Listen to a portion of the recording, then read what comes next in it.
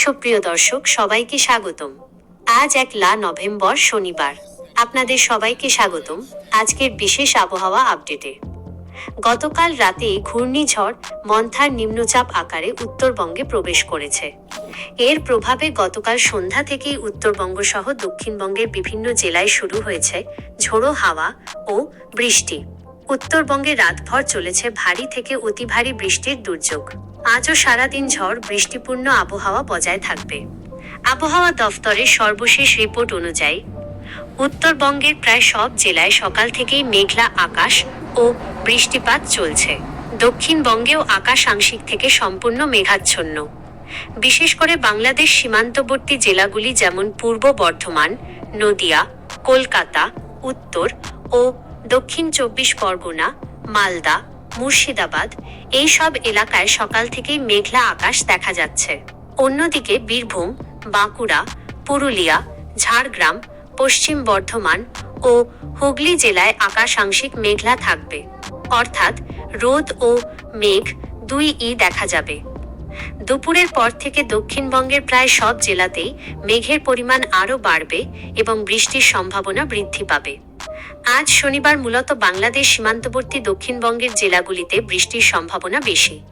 একই সঙ্গে আজ বৃষ্টি হতে পারে মুর্শিদাবাদ, শমশেরগঞ্জ, বহরমপুর, বেলডাঙ্গা, ডোমকল, নদিয়া, করিমপুর, কৃষ্ণনগর, শান্তিপুর, চাকদা, পান্ডুয়া, উত্তর 24 পরগনা, বনগাঁ, হাবড়া, কলকাতা ও পার্শ্ববর্তী এলাকা উলুবেড়িয়া, বারুইপুর, জয়নগর, নামখানা, কাঁথি, হলদিয়া, দীঘা, তমলুক, কোলাঘাট।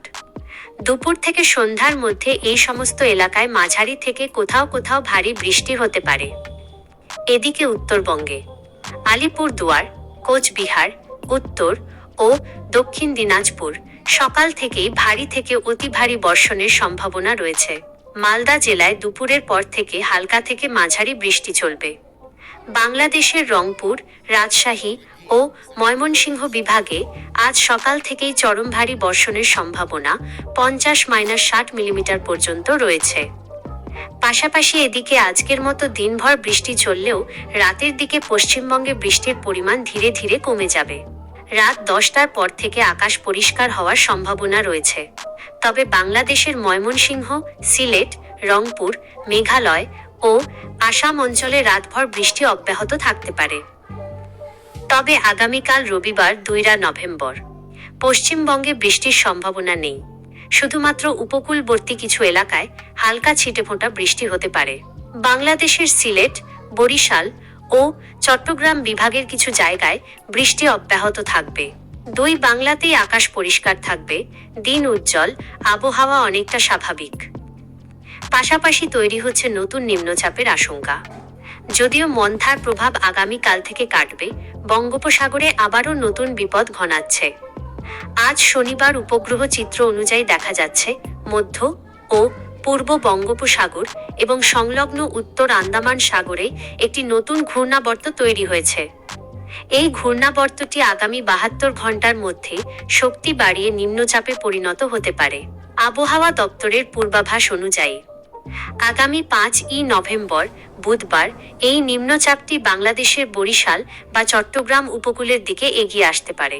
এর ফলে 4 তারিখ রাত থেকে 5 তারিখ সকাল নাগাদ উপকূলীয় এলাকায় আবারও বৃষ্টি শুরু হতে পারে এবং বৃষ্টি হতে পারে কলাপাড়া, লালমোহন, চারফ্যাশন, হাতিয়া, ফরিদগঞ্জ, হাটহাজারী, চট্টগ্রাম, কক্সবাজার, কুতুবদিয়া, টেকনাফ ও আশপাশের এলাকাগুলিতে ভারী বৃষ্টি হতে পারে।